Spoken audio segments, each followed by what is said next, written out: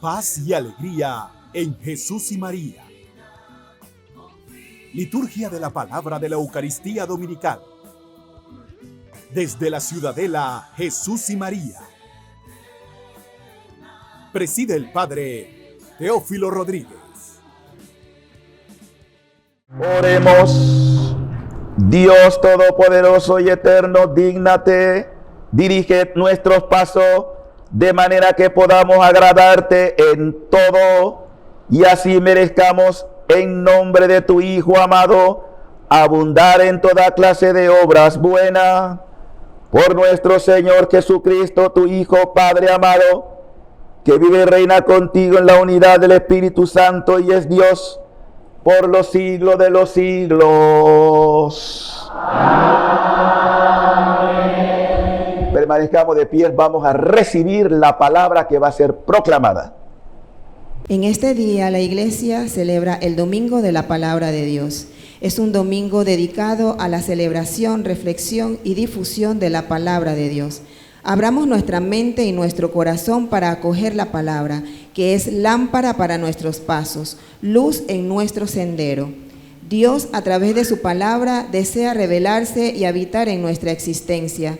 Para que podamos acoger su presencia durante esta celebración, reconozcamos ser pecadores e invoquemos con confianza la misericordia de Dios.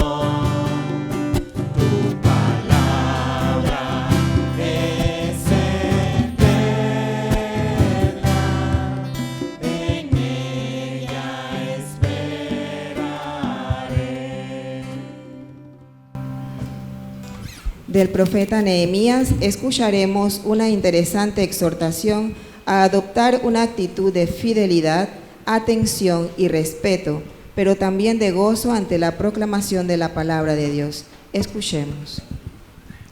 Del libro de Nehemías. En aquellos días, Esdras, el sacerdote, trajo el libro de la ley ante la asamblea, formada por los hombres, las mujeres y todos los que tenían uso de razón. Era el día primero del mes séptimo, y Esdras leyó desde el amanecer hasta el mediodía, en la plaza que está frente a la puerta del agua, en presencia de los hombres, las mujeres y todos los que tenían uso de razón. Todo el pueblo estaba atento a la lectura del libro de la ley. Esdras estaba de pie sobre un estrado de madera, levantado para esta ocasión. Esdras abrió el libro a la vista del pueblo, pues estaba en un sitio más alto que todos. Y cuando lo abrió, el pueblo entero se puso de pie. Esdras bendijo entonces al Señor, el gran Dios, y todo el pueblo, levantando las manos, respondió: Amén. E inclinándose, se postraron rostro en tierra. Los levitas leían el libro de la ley de Dios con claridad y explicaban el sentido de suerte que el pueblo comprendía la lectura.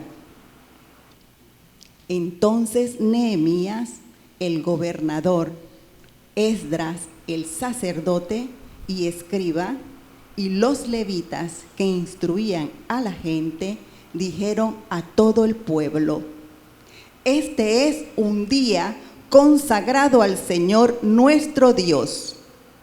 No estén ustedes tristes ni lloren, porque todos lloraban al escuchar la palabra de la ley. Vayan a comer espléndidamente, tomen bebidas dulces y manden algo a los que nada tienen, pues hoy es un día consagrado al Señor, nuestro Dios. No estén tristes, porque celebrar al Señor es nuestra fuerza. Palabra de Dios.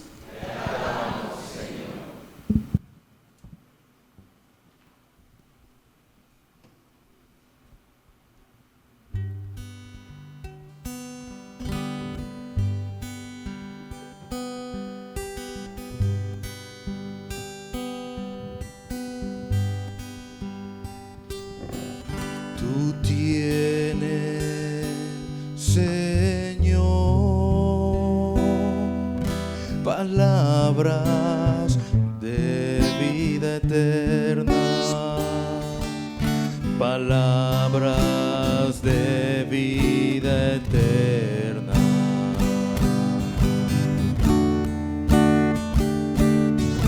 Tú tienes, Señor,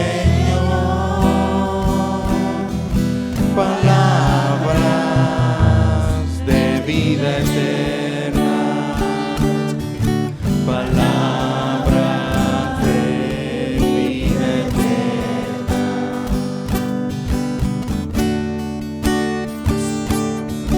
La ley del Señor es perfecta del todo y conforta el alma.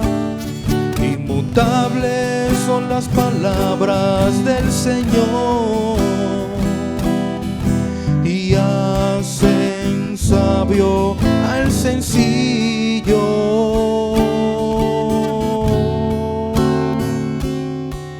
Tú tienes, Señor, palabras de vida eterna, palabras de vida eterna.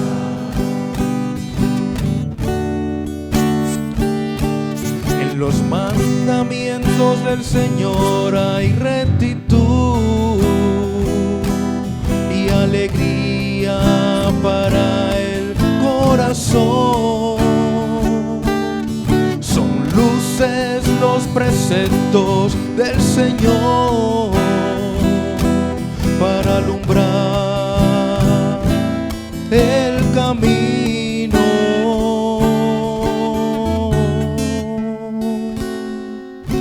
Tú tienes, Señor, palabras de vida eterna, palabras de vida eterna.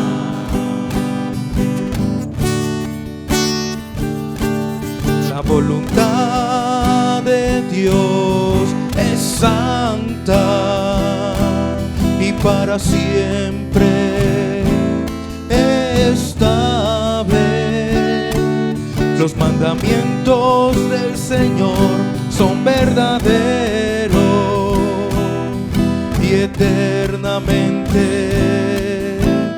justos.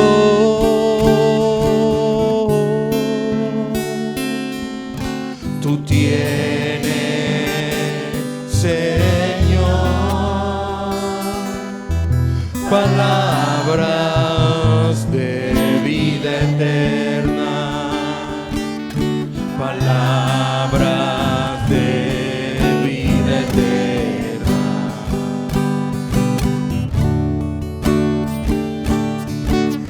sean gratas las palabras de mi boca y los anhelos de mi corazón.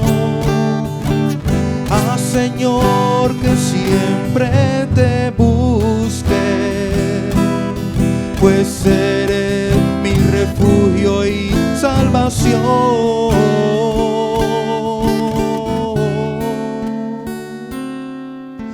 Tú tienes, Señor, palabras de vida eterna, palabras de vida eterna.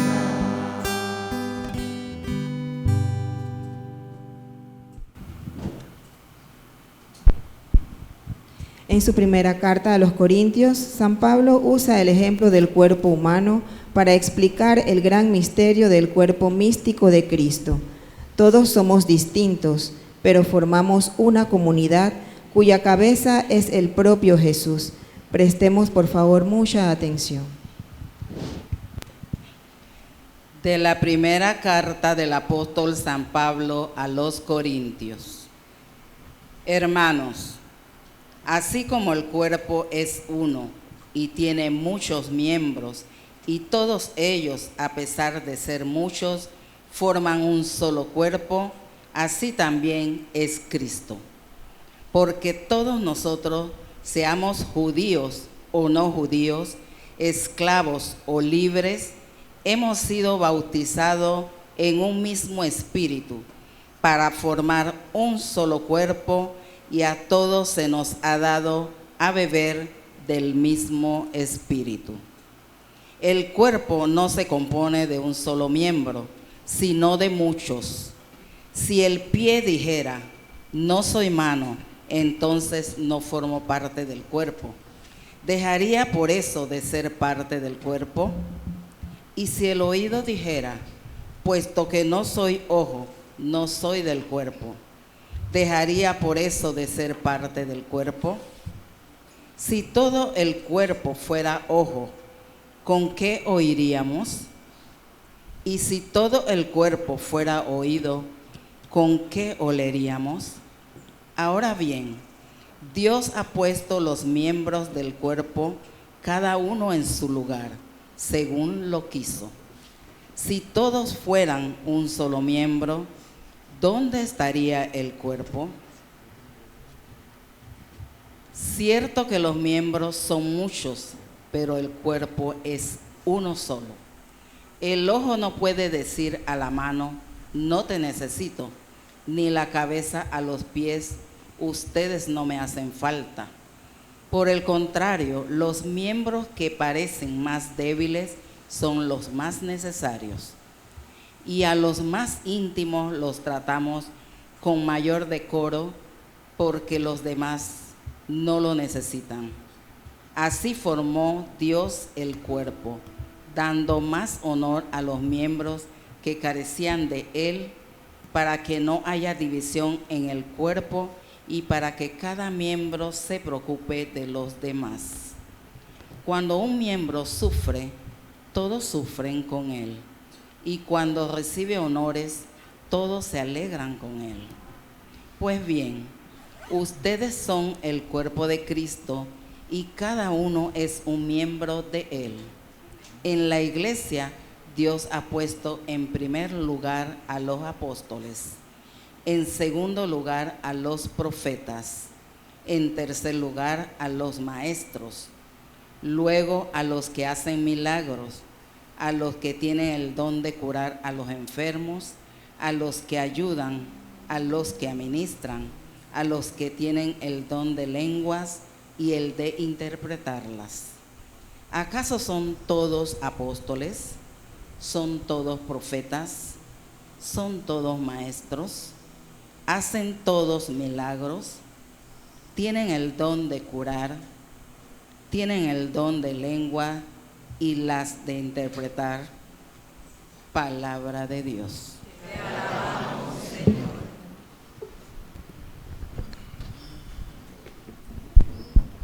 Empezamos la lectura del Evangelio de San Lucas, quien hoy presenta la primera predicación de Jesús en la sinagoga de su pueblo, anunciando el cumplimiento en él de las profecías del Antiguo Testamento.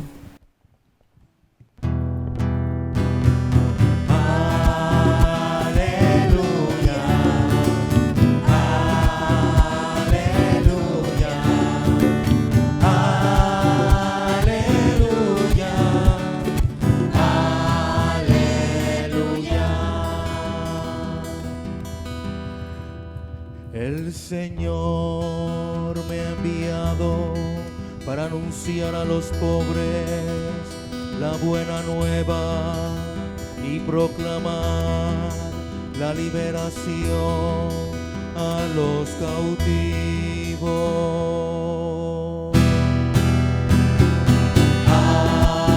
Aleluya, aleluya.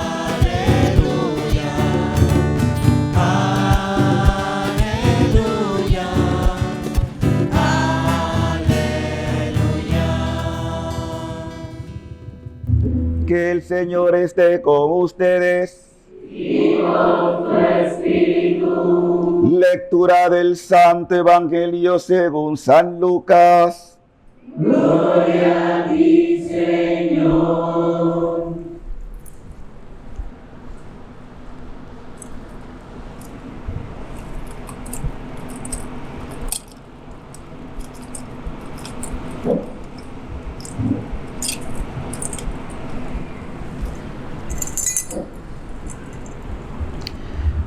Muchos han tratado de escribir la historia de las cosas que pasaron entre nosotros, tal y como nos la transmitieron los que la vieron desde el principio y que ayudaron en la predicación. Yo también, ilustre Teófilo, después de haberme informado minuciosamente de todo, desde sus principios, pensé escribírtelo por orden, para que veas la verdad de lo que se te ha enseñado. Después de que Jesús fue tentado por el demonio en el desierto, impulsado por el Espíritu, volvió a Galilea. Iba enseñando en las sinagogas. Todos lo alababan y su fama se extendió por toda la región, como era su costumbre hacerlo los sábados. Y se levantó para hacer la lectura. Se le dio el volumen del profeta Isaías. Lo desenrolló y encontró el pasaje en que estaba escrito: el Espíritu del Señor está sobre mí, porque me ha ungido para llevar a los pobres la buena nueva, para anunciar la liberación a los cautivos y la curación a los ciegos, para dar libertad a los oprimidos y proclamar el año de gracia del Señor. Enrolló el volumen, lo devolvió al encargado y se sentó. Los ojos de todos los asistentes a la sinagoga estaban fijos en él. Entonces comenzó a hablar diciendo: hoy mismo se ha cumplido este pasaje de la Escritura que acaban de oír. Palabra del Señor. Gloria a ti, Señor Jesús. Perdona nuestros pecados.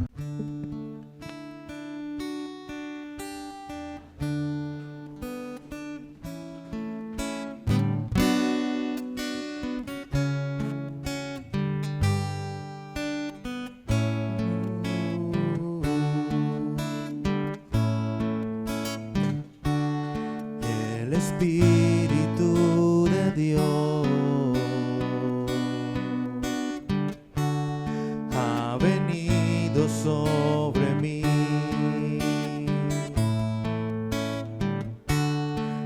Me llenó de su unción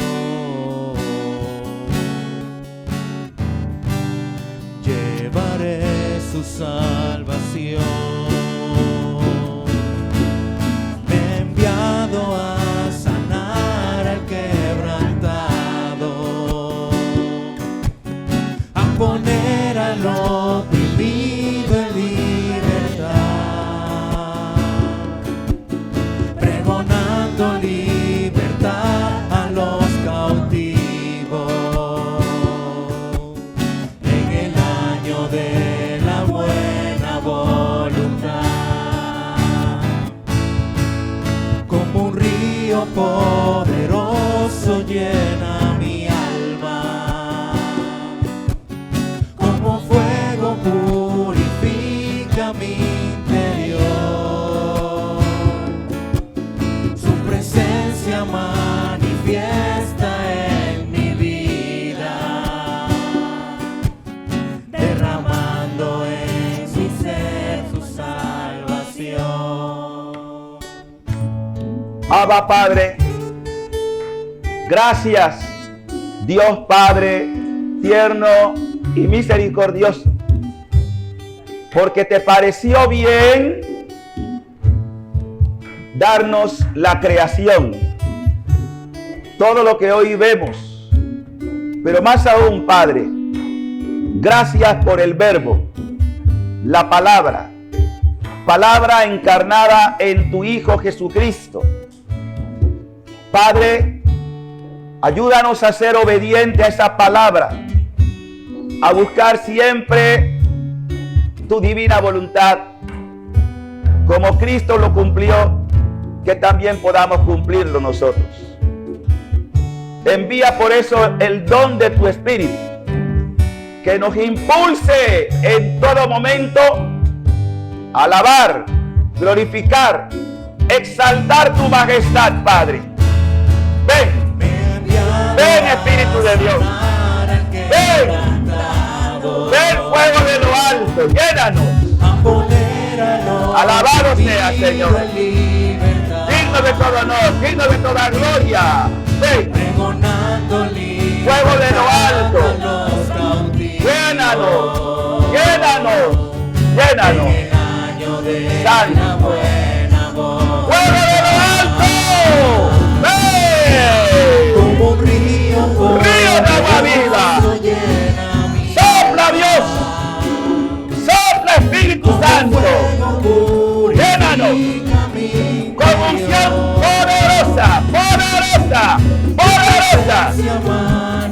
Ven, Santo, Santo Dios, Santo Dios, Santo Dios. Gracias, Padre. Gracias, Padre. Abba, Padre. Gracias, Papá. Gracias por darnos al Verbo. Oh gran poder de Dios. Enciéndenos en tu fuego el amor. Oh Espíritu que vienes de lo alto, llénanos de Dios. Oh Espíritu, oh Dios Santo, úngenos en el amor. Cubrimos con la sangre del Cordero, del Padre, del Hijo y del Espíritu Santo. Amén. Paz y alegría a todos. En Jesús y María. No puedo negar que tengo un fuego en mi corazón, porque si algo me encanta es vivir la palabra de Dios. Pero tengo que decirles esto porque es muy importante. ¿Por qué vienen las tragedias? ¿Por qué vienen las dificultades en la vida? ¿Por qué Dios se ve forzado a realizar cosas que Él no quiere, pero que nosotros forzamos a Dios a que las realice? Y estoy hablando de la desobediencia a la palabra. Si nosotros obedecemos con recta intención la palabra, no es que no vamos a tener dificultades, pero no hay dificultad que no podamos vencer con la palabra de Dios. Porque esa palabra tiene poder, porque esa palabra es creadora, porque esa palabra es liberadora, porque esa palabra es sanadora, porque esa palabra es una persona, y esa persona se llama Jesucristo.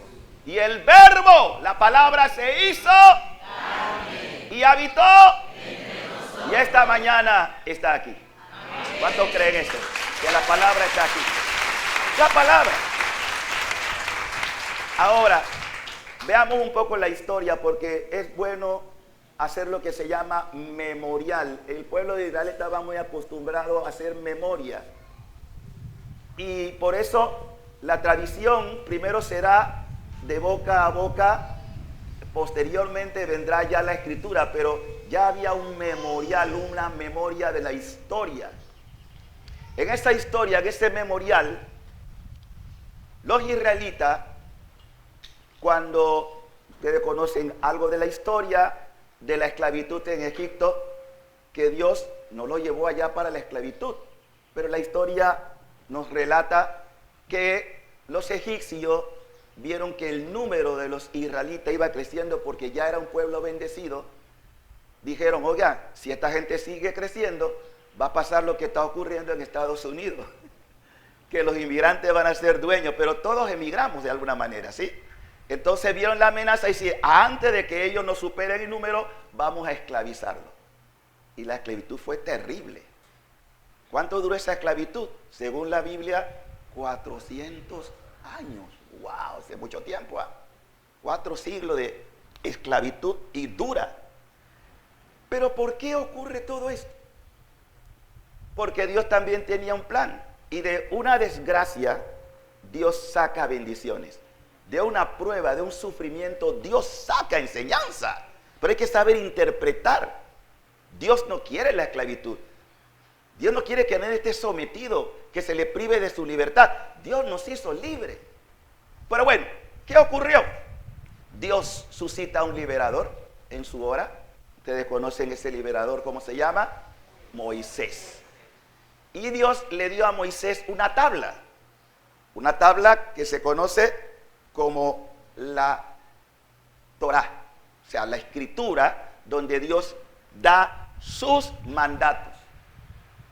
La ley, los mandatos, que posteriormente se van a ir ampliando en gran parte por la figura de Moisés, porque Moisés era el gran intercesor.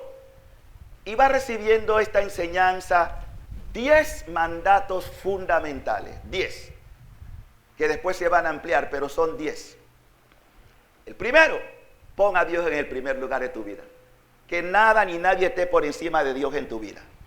Si ustedes no obedecen esto, van a tener entonces el peligro de otras deidades, de otros falsos jefes, de otros falsos dioses.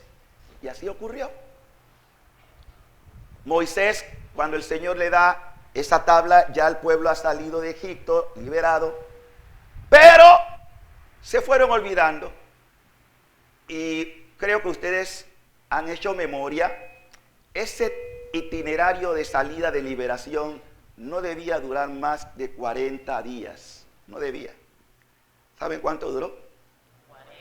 40 años. ¿Y por qué? Por la dureza del corazón.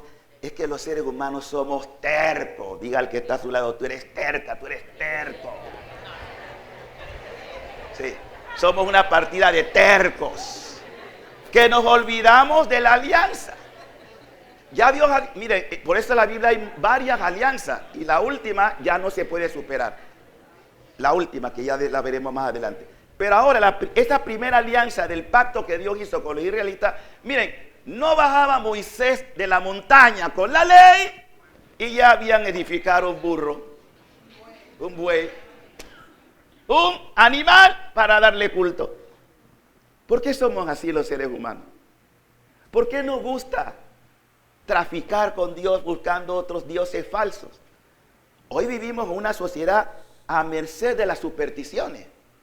Usted ve que la gente va a los chamanes, los brujos, los santeros, porque tienen necesidad de algo físico que le... Oye, pero no hay Dios que supere al Dios que se nos reveló ya en Cristo. No hay otro nombre dado a los hombres por el cual podamos ser salvados. Solo Jesucristo es Salvador, nadie más. No levanten falsos dioses, porque también pasa entre los creyentes, los que llaman creyentes, pero una fe, diríamos, rudimentaria. Porque si te falla Dios, pues voy a probar por aquí a ver qué me dice. Porque en el fondo siempre estamos buscando nuestra voluntad más que la voluntad de Dios. Y por eso nos estrellamos. Porque tú ves católicos que están Vienen a misa, sí, pero también van donde que le tiren las cartas. A ver qué me va a decir la suerte. O que me hagan un bañito, pues, para ver, año nuevo, bueno, a ver, un bañito allí para ver qué pasa. Son supersticiones. Porque esta cosa hay que decirla. Y esa es la ignorancia de un pueblo que no ha valorado todavía la palabra. Pues bien, ¿qué ocurre? Bien, los israelitas llegan después de todo ese tiempo a la tierra, se establecen. Fíjense que Moisés ni siquiera pudo entrar. Vio la tierra prometida de lejos, la saludó, pero no entró.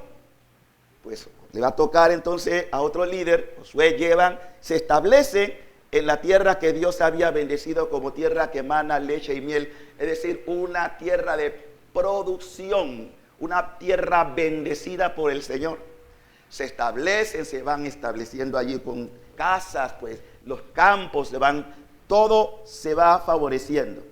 Pero no pasa mucho tiempo y ya viene el coqueteo con falsas deidades. Después que muere el rey David, su hijo Salomón, que había construido un templo hermosísimo, se va contagiando con concubinas, empiezan las infidelidades, se va llevando a dejar esa sabiduría con la que Dios lo había bendecido, como que se va esfumando.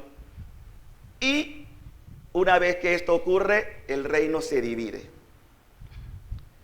¿Y qué pasa?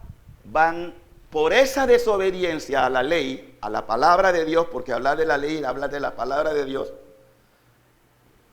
vienen los que llamamos nosotros la dispersión o la salida, lo que es la deportación, pero por la fuerza a una tierra ajena. Y hay un rey que va a tener mucha diríamos, fuerza en el destierro del pueblo de Israel llamado Nabucodonosor. Por eso tiene que ver mucho con la primera lectura que ustedes escucharon en Nehemías. Y son deportados. Ahora que está el tema del canal de Panamá y qué va a pasar con nosotros, pónganse a pensar, no digo qué va a pasar, pero solamente para que tengan una idea. Supongamos que el presidente actual diga, bueno, me voy a tomar a Panamá. Y no solamente eso, sino que voy a tomarme el canal, todo Panamá, y todos los panameños se van para los Estados Unidos. Ya no se va a llamar Panamá, sino extensión de Estados Unidos. Es un supuesto. Que no pase nunca. No va a pasar, tranquilos, no tengan pena. No vamos a renunciar nunca a nuestra nacionalidad. Pero es para que ustedes entiendan un poquito lo que pasó con Nabucodonosor. Se trajo a toda esa gente, pero para someterlo. No es que vayan ahí a pasar. No. Y van a seguir siendo siervos de todo ese pueblo, pues, los asirios y todas aquellas naciones poderosas, donde el rey que era de gran prestigio era Nabucodonosor. ¿Qué ocurre allá? Ocurre lo que cuando uno está lejos de su tierra, la nostalgia de querer volver a tu patria. Junto a los canales de Babilonia nos decían, cántenos canciones de Israel. La canción dice, y ellos decían, pero ¿cómo voy a cantar en una tierra extranjera? Un panameño, no puedo. Entonces la nostalgia ¿de qué? De volver a Sion.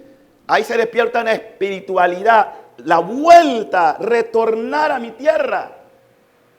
Una nostalgia tremenda cuando uno está fuera de su tierra y que no puede entrar, está prohibida la entrada. Pero Dios con el tiempo se vale también para hablarnos a través de los enemigos. Dios puede tomar a cualquier persona. Miren, yo no es que sea a favor de Trump, pero tengo que decir algo que hay que reconocer. Este hombre ha puesto freno a una cantidad de bestialidades de leyes que estaban en Estados Unidos. Primero, el derecho a la vida. Hay que reconocer eso. El derecho a la vida, todos tienen derecho a la vida. Eso del aborto es una abominación. Es una ofensa al Creador. Pero también ha definido algo que ya era una locura. Cada uno el sexo que quiere y ha dicho no, 2 sexos. Porque eso está establecido en la Biblia. Hombre y mujer. Hombre y mujer, nada más. Yo no sé cuántos derivados vinieron después de esa agenda de la LGTB y más. Y más, porque es una cruz que dice más. O sea, todo lo que quiera. haz de tu vida lo que quieras. Eso se llama aberración. Eso va contra la palabra de Dios. Claro que si yo no creo en la palabra, ¿cómo yo voy a hacer conciencia de que estoy en pecado?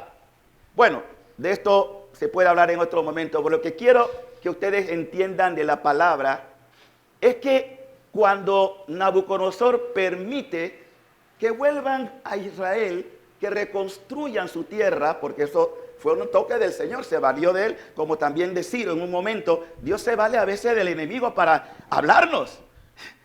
En este momento Dios se está valiendo de un hombre que aunque tiene pues una cosa rara, pero tiene cosas también que uno tiene que reconocer que son positivas. Bien, ahora, ¿qué ocurre? El texto nos está diciendo que vuelven a su tierra, pero no hay templo. Todo está destruido. Hay que reconstruir.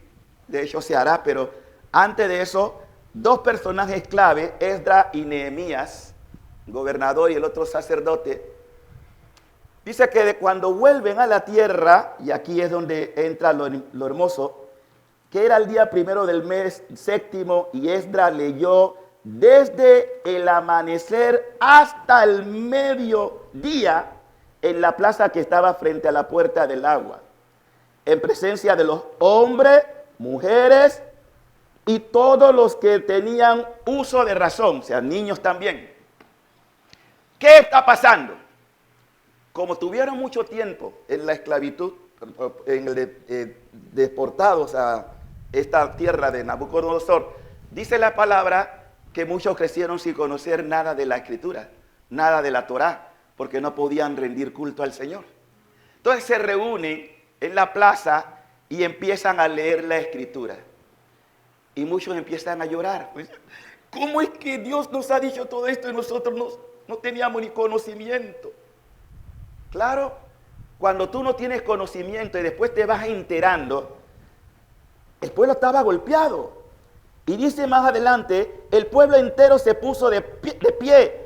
Esdras bendijo entonces al Señor, el gran Dios, y todo el pueblo levantando las manos. Eso significa señal de alabanza. Cuando se levanta las manos en la presencia del Señor, significa que están alabando. Y cuando había el pueblo entero, se puso de pie. Esdras bendijo al pueblo, levantando las manos, respondieron, amén. ¿Qué quiere decir eso? Que así sea, es decir, que se cumpla. ¿Qué están leyendo? La palabra de Dios. Cuando tú dices palabra de Dios, amén, significa voy a cumplir, voy a obedecer. Eso significa así es, así será. Amén. E inclinándose, se postraron rostro en tierra, adoración. ¿Qué adoraron? La palabra. Adoraron la palabra. Porque la palabra es Dios. La palabra es Dios. Entonces adoran la palabra. No tenían culto, porque no había sacrificio, pero reconocieron que Dios le está hablando a través de la palabra. Y más adelante termina el texto. Entonces, cuando le explicaban el sentido, porque eso es importante, no solo oír la palabra, sino explicarla. Que el pueblo entienda lo que Dios está transmitiendo. Y en ese momento, los levitas leían el libro de la ley. Imagínense, estamos desde la madrugada hasta mediodía sin parar leyendo la escritura, la ley. Los levitas leían el libro de la ley de Dios con claridad y explicaban el sentido, de suerte que el pueblo comprendía la lectura. El gobernador y Esdras, el sacerdote y escriba, Nehemías, el gobernador, Esdras, el sacerdote y el escriba, los levitas que instruían a la gente, dijeron a todo el pueblo, este es un día consagrado al Señor. Qué bonito, no tenían culto, pero tienen la palabra y están dando culto a Dios. Ahora imagínense que nosotros traslademos eso a nuestra realidad. Nosotros sí tenemos culto, y un culto superior al que ellos tenían, porque estamos celebrando el pan de la palabra y el pan de la Eucaristía que Jesús nos ordenó. Hagan esto en mi memoria, porque donde dos o más estén reunidos en mi nombre, ahí estoy yo. Y Cristo está aquí. hoy en un culto superior al de los israelitas. Superior al del pueblo de Israel. No hay comparación, hermano. Pero miren, si ellos, escuchando, se quebrantaron.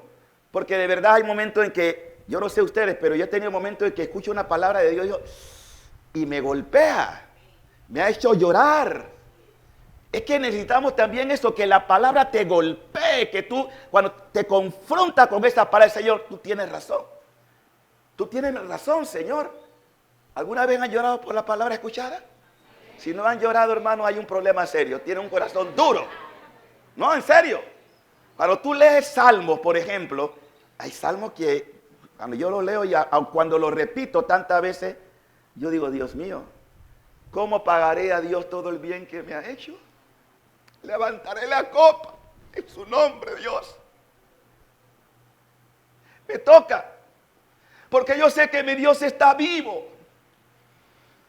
Cuando yo pienso en mi vida personal y veo la misericordia que Dios ha tenido de mí, ¿cómo no voy a vivir agradecido? ¿Cómo pagaré a Dios todo el bien que me ha hecho? Aleluya. Y que ustedes tengan motivos para alabarlo. Porque esa palabra te golpea el alma. Como golpeó al pueblo de Israel. Y se quebrantaron. Y oraron en gratitud a Dios. Pero claro, como estaban golpeados, por eso le dice, hey, está bien, pero no se queden así tristes. Este es un día para celebrar. Este es un día para estar alegre. Porque Dios nos ha hablado. Y vamos a celebrar esto. Pues hoy es un día consagrado al Señor. Tomen bebidas dulces y manden atención.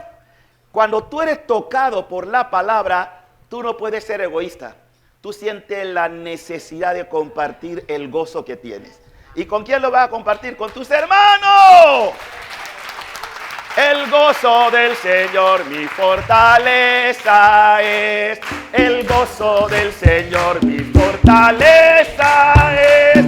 El gozo del Señor mi fortaleza es. Y su gozo sin medida Él me da. Si tienes este gozo puedes tú cantar. Si tienes este gozo puedes tú cantar. Si tienes este gozo tú cantar. Y su gozo sin medida Él me da. Entonces tú no te puedes quedar con eso. Eso te lleva a lo que después Jesús nos va a enseñar. Ese gozo es para que lo compartas con otros que no lo conocen. Y que cuando la gente te diga, ¿qué tienes tú? Ven y verás. Ven a ver lo que yo tengo. Porque tenemos que evangelizar. Y esa tarea no es solamente de los sacerdotes, es de cada bautizado. Y aquí nos queda la pregunta. Bautizo, o sea, de mi bautizo comparto la gracia que Dios me ha dado. Estamos en el Antiguo Testamento. Y fíjense lo que le piden los sacerdotes. Y Esdras, al escuchar la palabra de la ley, vayan a comer espléndidamente, tomen bebidas dulces y manden algo a los que nada tienen.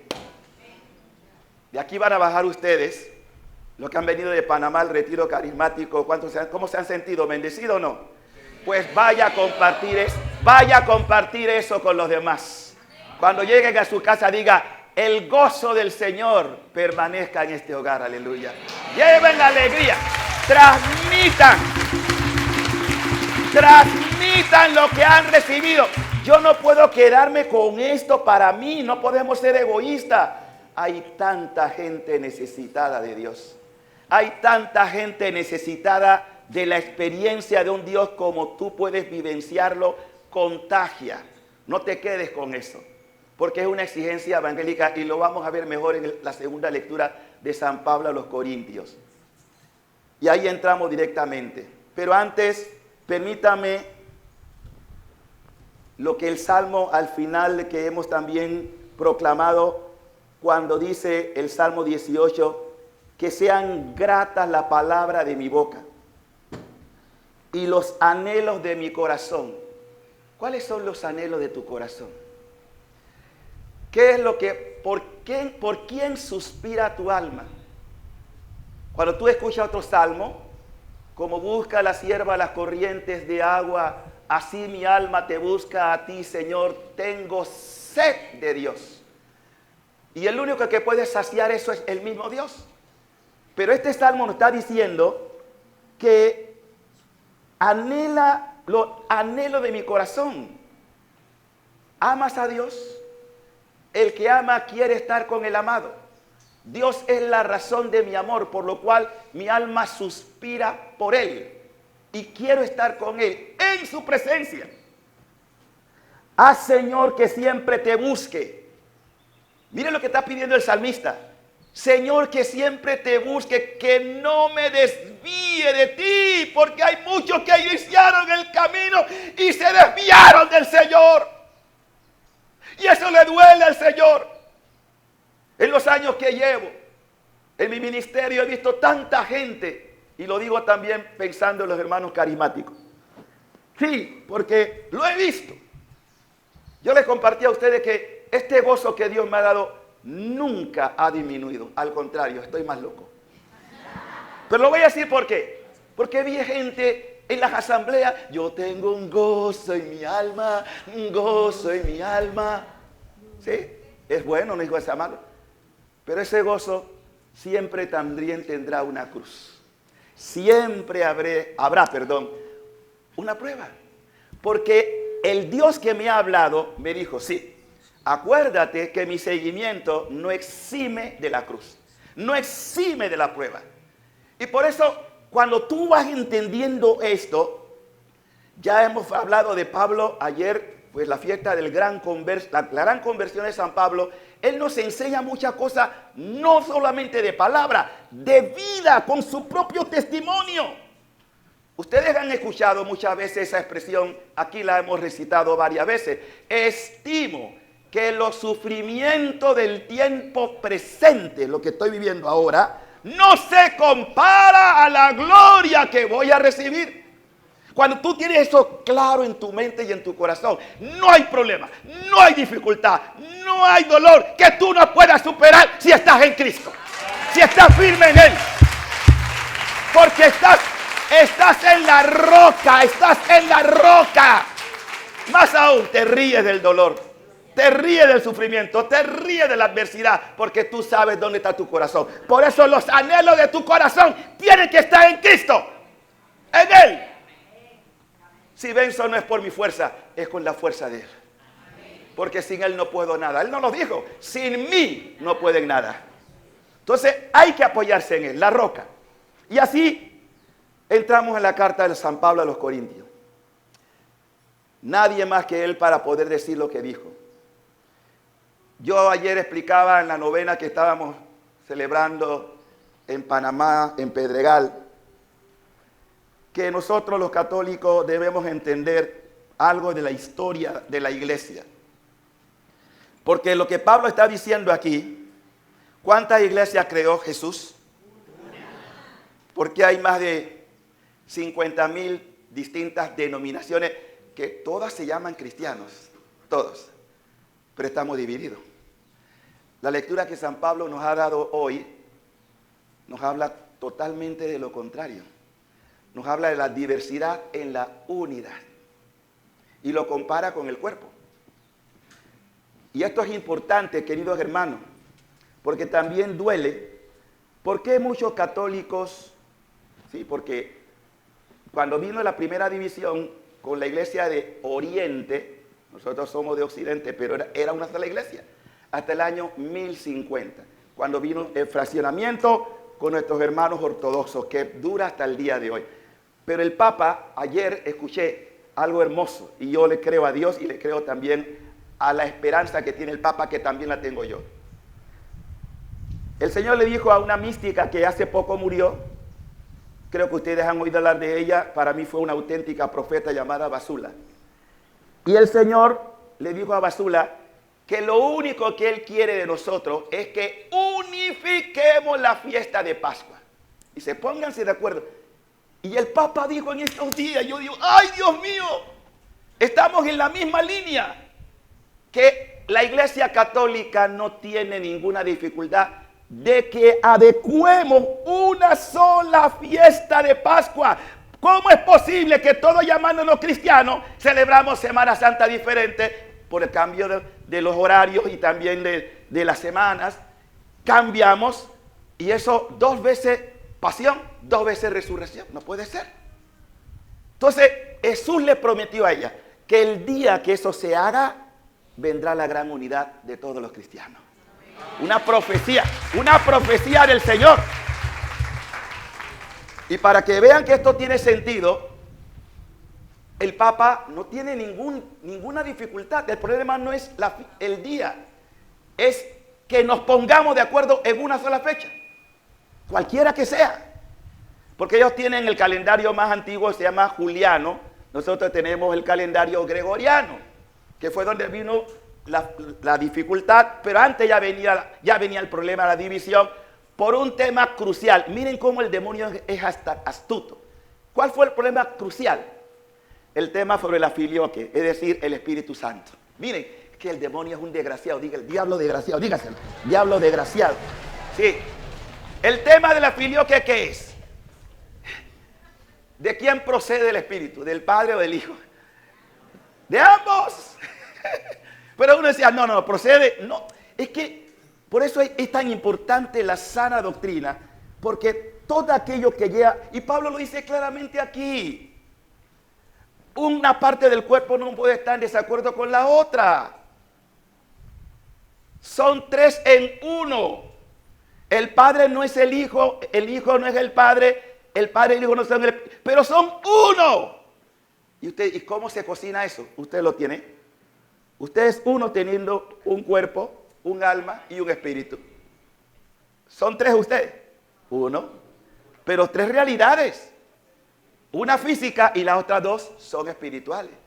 Cuerpo, alma y espíritu. Somos modelos de la Trinidad. Así nos creó Dios. Pero claro, como Satanás le gusta sembrar dudas y nos pone a serrín en la cabeza, comenzamos a traer tesis que se aparta realmente de la verdad. Por eso es importante pedir al Espíritu Santo. Y Pablo escribe, dice Pablo claramente, el cuerpo no se compone de un solo miembro, sino de muchos. Si el pie dijera, no soy mano, entonces no formo parte del cuerpo. Más adelante, porque ya ustedes lo escucharon, Pablo termina diciendo, pues bien, ustedes son el cuerpo de Cristo y cada uno es un miembro de él. En la iglesia Dios ha puesto en primer lugar a la iglesia que llamamos la columna jerárquica, es decir, el gobierno. Cristo siempre quiso desde el principio una iglesia organizada, con autoridad. ¿Puso a quién? ¿Al más virtuoso? No necesariamente. Si pudiéramos escoger entre el más virtuoso, hubiéramos dicho, Juan. Esa es tu visión, Dios tiene otra.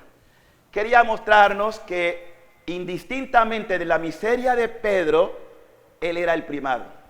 Iba a ser el primado. Y aquí quiero decir algo muy importante porque me duele ver católicos que cuando se refieren al Papa no lo respetan. Bergoglio. Ese Papa no lo reconocen como autoridad. ¿Saben que eso ofende a Jesús? Eso ofende y gravemente a Jesús porque estamos rompiendo la unidad. Queremos una iglesia sin cabeza, o decir, esta cabeza no es verdadera. ¿Acaso el Papa Francisco se autonombró Papa? ¿Acaso él tenía en sus proyectos, haciendo como los políticos? La iglesia no se juega eso así de política. Se pide a Dios, danos el consentimiento de quién merece llevar esto. Se reúnen en un cónclave para mirar, ver los pros y los contras y después votan. Pero eso viene del Espíritu. Y por eso, desde el momento que el Papa llegó, ¿qué es lo primero que pide? Oren por mí. Él es un ser humano que como hombre puede equivocarse, menos cuando ya hay una definición de fe. Ahí cerramos fila. Él puede como ser humano tener debilidades humanas. Por eso pide oración. Y por eso también nos invita a tener la humildad de reconocer las cosas cuando nos hemos podido equivocar. Pero por favor, Si usted se llama católico y habla mal del Papa, usted no está en comunión plena. Oremos por esto, porque hay muchos que yo me he dado cuenta, y gente de comunión frecuente, Bergoglio, nunca dicen Papa Juan, Papa Francisco. Esto ofende a Dios. Además, nosotros tenemos algo bueno en la iglesia. Si el Papa se muere, ¿se acabó la iglesia? No. Ellos, todos, yo no sé cuál es, 200 y pico ya, no recuerdo exactamente el número, y todos ya pasaron a mejor vida. De los cuales, para mí, desde Pío XII hasta el presente, para mí, personal, todos son santos. Todos han sido santos. Con sus miserias humanas. Y es bonito, ahí aparece una inteligencia artificial poniendo a los papas de estos últimos todos abrazaditos, que están, porque en realidad todos están cumpliendo la voluntad de Dios en el momento que le toca vivir. Pues sigamos entonces con lo que el Señor le dice a Pedro. Miren, la iglesia, atención, esto es importante, la iglesia es jerárquica y carismática. ¿Cómo es la iglesia? Jerárquica y carismática. ¿En qué consiste cada una? En que necesitamos un gobierno. En una casa donde no hay papá ni mamá, ¿podrá haber orden ahí? Tiene que haber una cabeza. Tiene que haber alguien que guíe el hogar. A falta de papá, mamá. Pero es necesario que desde el momento mismo de la institución familiar, Dios lo creó hombre y mujer, serán los dos una sola carne. La unidad en el matrimonio. Así lo quiso Dios, ese es su plan. No dos separados, uno solo. Y por eso la obediencia a papá y a mamá. Tengo un funeral pronto de una historia muy dolorosa. Yo no sé las causas porque no puedo decir porque no conozco. Pero me duele solamente el saber, esta semana me toca hacerlo, de una niña de 11 años que se quitó la vida.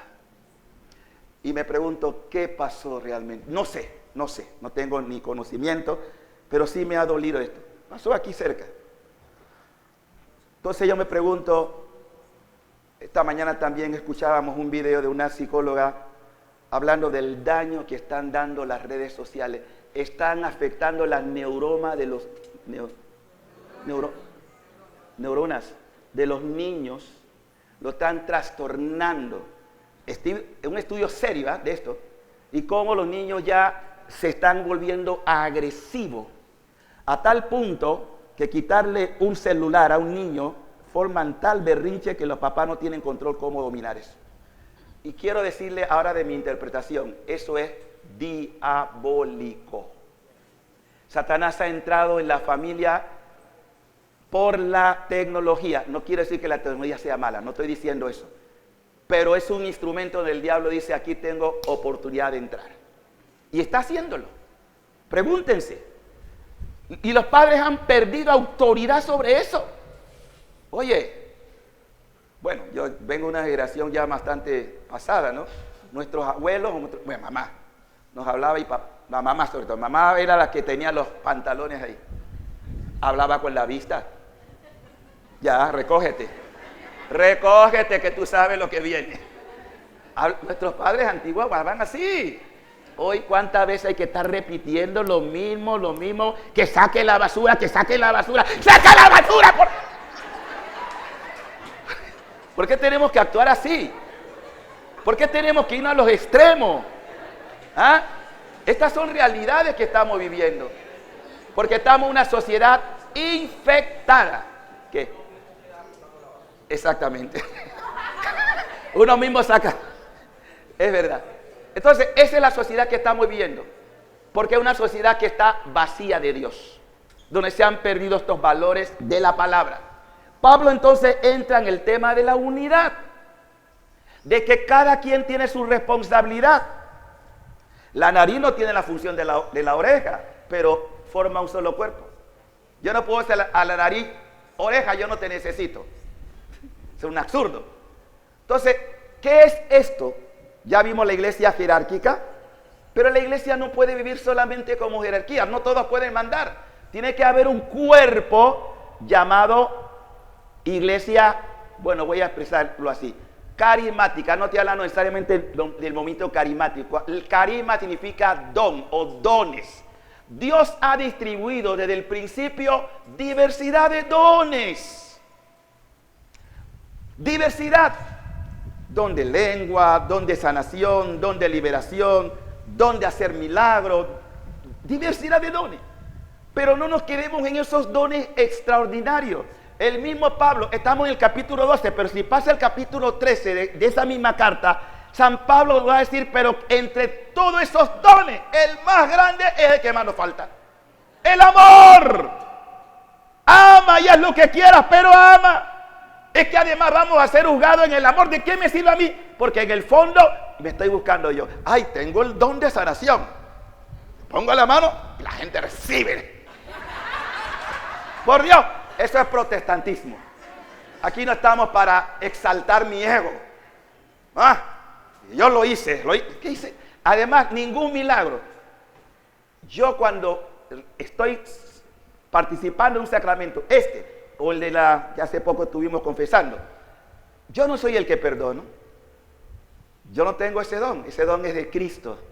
Yo soy un instrumento de Cristo, el que perdona. ¿Alguna vez ustedes han escuchado la fórmula? Yo, Teófilo, te absuelvo en el nombre del Padre. Yo te absuelvo en el nombre, no mío, del Padre, del Hijo y del Espíritu Santo. Esa es la fórmula. Yo no tengo el poder para hacerlo, lo tiene Cristo. Pero nos ha nombrado como iglesia jerárquica a realizar esto. A quien ustedes les perdonan los pecados, le quedan perdonados. A los que los retienen, porque si tú una persona que viene pero no tiene acto de arrepentimiento, tú no puedes absolverla, porque esa persona no está arrepentida. Y se retienen. Es muy raro, pero se da.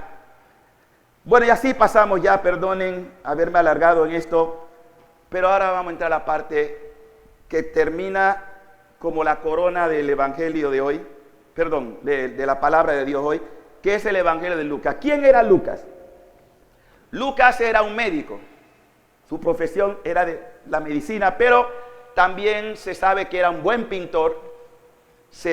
Hay un cuadro atribuido a él, de la Virgen María, que dice que fue una de las tablas que se usó en la Santa Mesa. Lucas pintó este cuadro dedicado a la Madonna. Pero fuera de eso también era un buen escritor. De hecho, su evangelio se conoce como el evangelio de la misericordia, porque como era de origen pagano, convertido, o sea, griego, de origen griego, pero recibe el evangelio, fue compañero cercano de San Pablo, de manera que bebió también mucho de la experiencia de Pablo. Cuando él decide escribir, que escribió 2 libros, ¿cuáles fueron los libros que escribió Lucas? Y los Hechos de los Apóstoles. Es importante eso. Pero empieza el texto diciéndonos lo siguiente de esta necesidad de escribir y por qué escribe Lucas. Muchos han tratado de escribir la historia de las cosas que pasaron entre nosotros. ¿Qué pasó entre ellos? Pues vino a los suyos, trajo la buena nueva, trajo el evangelio. Ya de hecho en las primitivas iglesias habían ciertas cartas, hasta que vienen los grandes, porque hay algunas que hacían alusión a cosas que podían ser no necesariamente canónicas, o sea, oficialmente reconocidas, pero Lucas se dedica a la investigación, o sea, que no solamente escribe por escribir. Es muy probable, y yo creo que fue así, que conocía a la Virgen todavía en vida, porque la Virgen duró varios años antes de irse al cielo. No es que se fue a los pocos años, no. La Virgen vivió varios años y vivió con Juan, el evangelista. Es muy probable que Lucas recibió de la Virgen detalles que solamente él escribe. Si ustedes leen el nacimiento de Jesús, el único que lo tiene establecido es Lucas. ¿De dónde tomó la fuente? ¿De quién más? Una persona que fue parte de eso.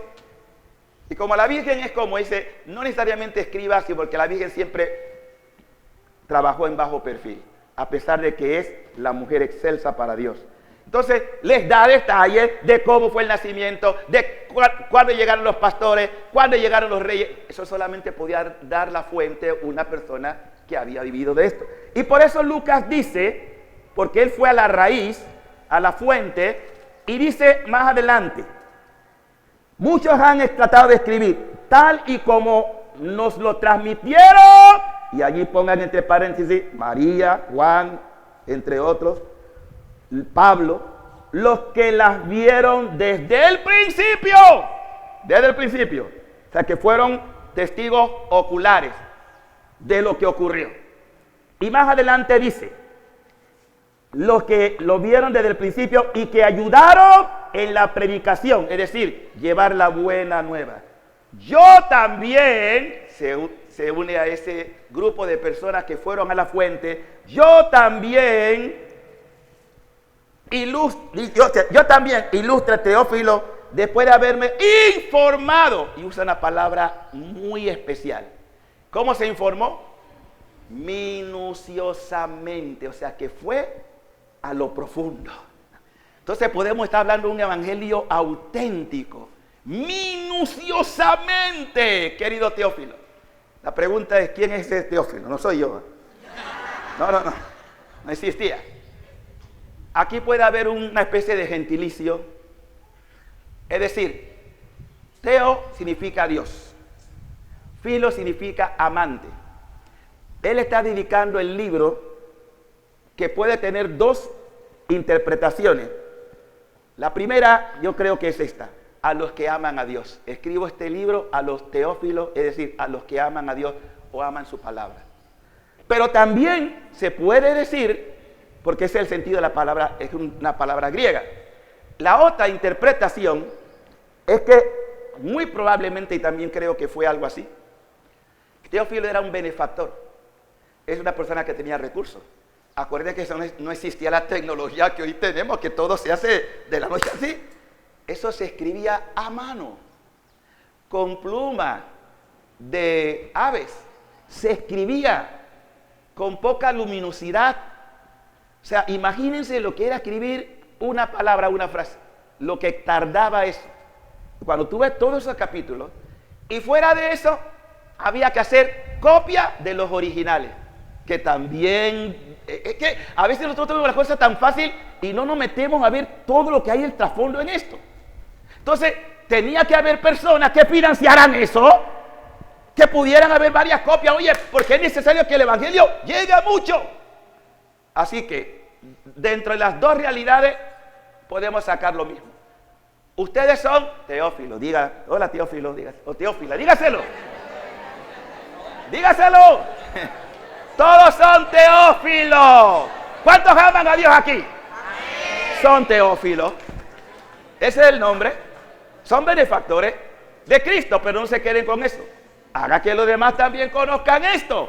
Es decir, la buena nueva. Están llevando la buena nueva. ¿Y qué implica esta buena nueva? Según lo narra el mismo Lucas. Yo quiero llegar a la parte medular.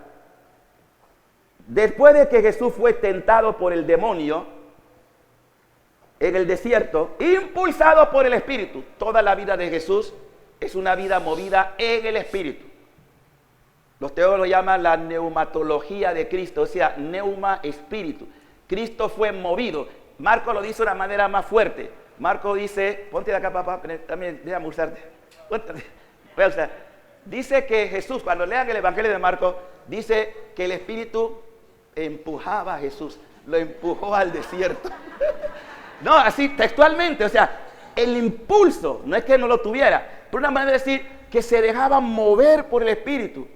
¿Ustedes se dejan mover por el Espíritu? ¿O se ponen resistentes? No me voy a mover, yo no, soy chico, no. Deja que te mueva, dígaselo, deja que te mueva. Deja que te sacuda, dígaselo. Deja que te mueva, deja que te lleve, hermano. Entonces, ese espíritu, lo está diciendo en este contexto, en Lucas, dice que Jesús, 25, me fue, aquí está. Dice, desde el principio, después de que Jesús fue tentado por el demonio en el desierto, impulsado, otra traducción de impulsado, movido, guiado, motivado, todo eso, por el Espíritu, volvió ¿a dónde? a Galilea. ¿Y qué es Galilea en la Biblia? ¿Qué es Galilea? Galilea de los gentiles, de los no judíos. Jesús empezó su ministerio con los no judíos. La última etapa de Cristo es con los judíos en Jerusalén. Pero Jesús empezó con nosotros, que no éramos judíos. Dale gloria a Dios por eso. Galilea eran los no judíos. Jesús empezó su ministerio con los no judíos. Claro que estaban los apóstoles allí, pero lo que estaban hablando de la evangelización. Toma los suyos que eran judíos, pero Él inicia su ministerio con los no judíos, para recordarnos que viene por todos, porque vino a los suyos y los suyos no lo recibieron.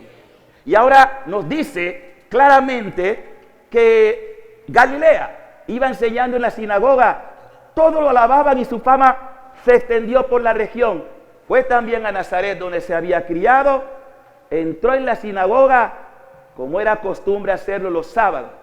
Se levantó, tomó el rollo, acuérdense que eran libros como tenemos ahora, y era el profeta Isaías. ¿Y qué decía el texto? El texto que Jesús eligió del profeta Isaías: el Espíritu del Señor, siempre el Espíritu del Señor está sobre mí, porque me ha ungido para llevar a los pobres la buena nueva. ¿A los pobres de qué? ¿Solamente moral? ¿Solamente físico? Los pobres de espíritu, los que no tienen conocimiento de Dios, los que están ajenos a Dios. ¿Cuántos de ustedes en algún momento no estuvo ajeno a Dios? Yo sí. O sea, creía así, pero estaba ajeno. Pues la buena nueva viene preferencialmente por los que están ajenos, por los que están apartados. Por eso no podemos nosotros quedarnos con esto. No podemos decir, esto es para mí solo.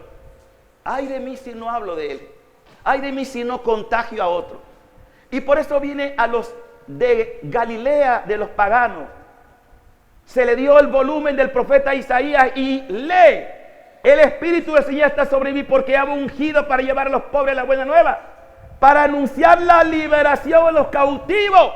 ¿Cuántos de los presentes han estado cautivos de un pecado? ¿Sí? Pues Dios viene para ti, aleluya, dale gloria. Viene para ti a romper tus cadenas, a darte liberación. Usted no nació para ser esclavo, usted nació para ser libre, en el nombre de Jesús. Para eso nacieron. Por eso las profecías se cumplen en él, todas las profecías, para anunciar a los pobres la buena nueva, la liberación a los cautivos y la curación a los ciegos. Y aquí puede decir primero Pablo, quedó ciego, pero Ananías le impone la mano, porque esa ceguera, más que física, que realmente pasó, es una ceguera espiritual. Porque recuerden que Pablo se declaraba un judío raizal, o sea, se sentía orgulloso de tener uno de los grandes doctores de la era, que se llamaba Gamaliel. Yo estudié con Gamaliel. Como diciendo, y aquí hay alguien más grande que Gamaliel. Pero él estaba ciego. Por eso es que cuando se cae, él testifica eso. En su testimonio Pablo lo dice: yo venía de la mejor escuela judía, de los más radicales, pero estaba ciego.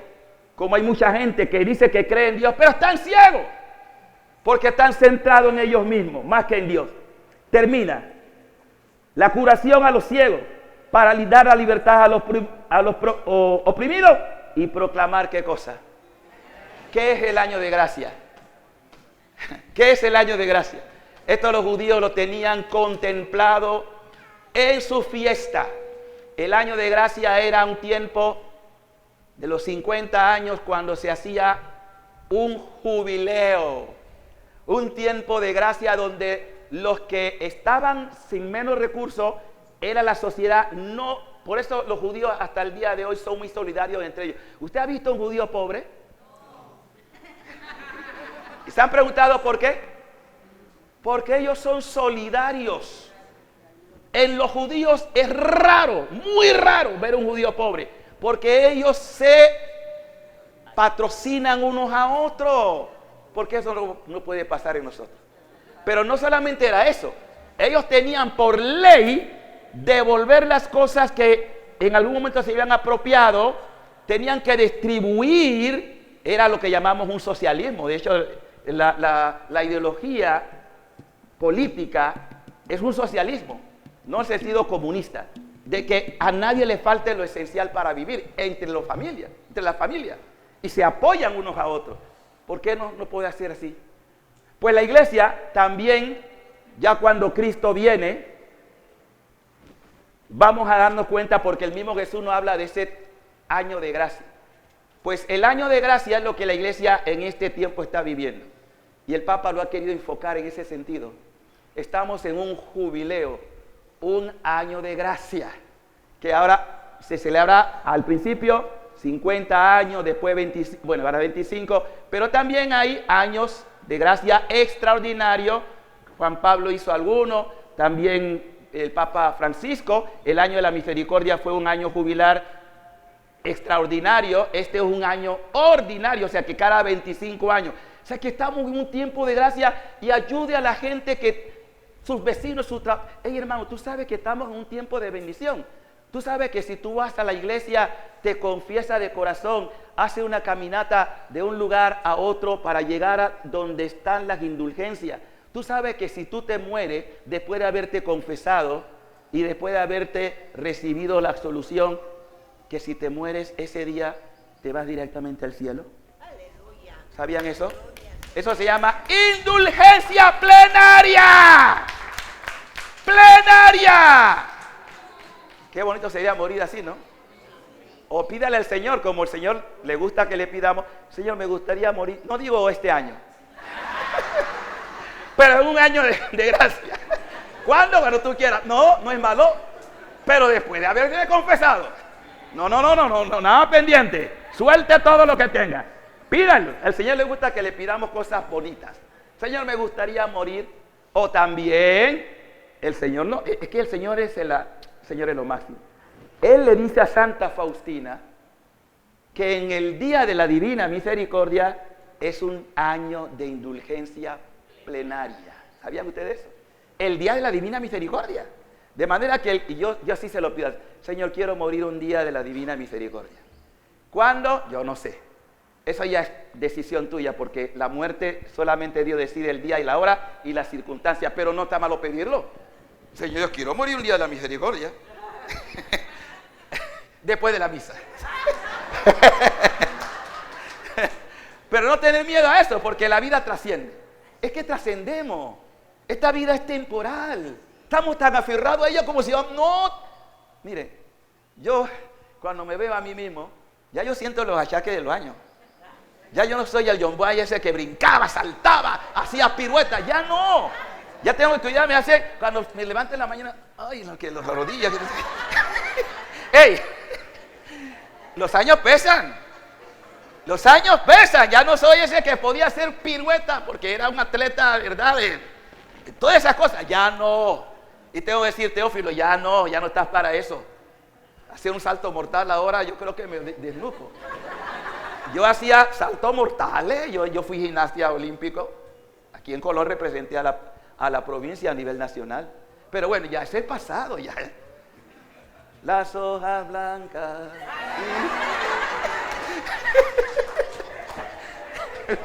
Es una realidad, hermano. Pues bien, entonces, seamos conscientes, nos vamos a morir.